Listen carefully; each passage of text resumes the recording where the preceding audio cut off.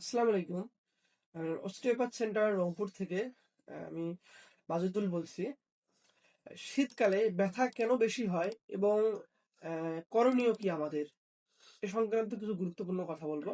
শীতকালে অনেক মানুষ হাঁটু, কোমর, কাঁধ ও জয়েন্টের ব্যথা বেড়ে যাওয়ার অভিযোগ করেন। এটি শুধু অনুভূতির বিষয় নয়, এর পেছনে অনেকগুলো কারণ থাকে। যেমন ঠান্ডা তাপমাত্রায় রক্তনালী সংকুচিত হয়ে যায়, এর ফলে জয়েন্ট ও পেশিতে ব্লাড সার্কুলেশন কমে আসে এবং মাসেলগুলো স্টিফ বা শক্ত হয়ে যায়।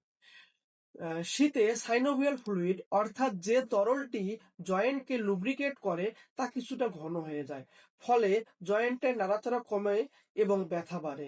বিশেষ করে আর্থ্রাইটিস, অস্টিওআর্থ্রাইটিস, লাম্বার এবং সার্ভাইকাল স্পন্ডালোসিস রোগীদের ক্ষেত্রে সাধারণত বেশি হয়।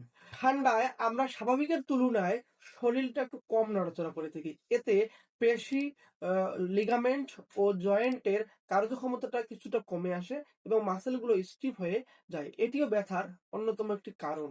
আবার শীতকালে দেখা যাচ্ছে যে আমরা পর্যাপ্ত সূর্যের আলো না পাওয়ার কারণেও দেখা যাচ্ছে যে ভিটামিন ডি এর ঘাটতির কারণেও দেখা যাচ্ছে যে অনেক সময় হাড় ও মাংসপেশিতে ব্যথা বেড়ে যায়। এখন আমাদের করণীয়টা কি? করণীয় হচ্ছে শরীরকে যতটুকু পারি আমরা অবশ্যই গরম রাখার চেষ্টা করব। বিশেষ করে হাঁটু, কোমর, ঘাড়, নিয়মিত ব্যায়াম ও স্ট্রেচিং করব এবং কুসুম গরম পানি বা হট প্যাক ব্যবহার করব এবং পর্যাপ্ত পানি পান করব।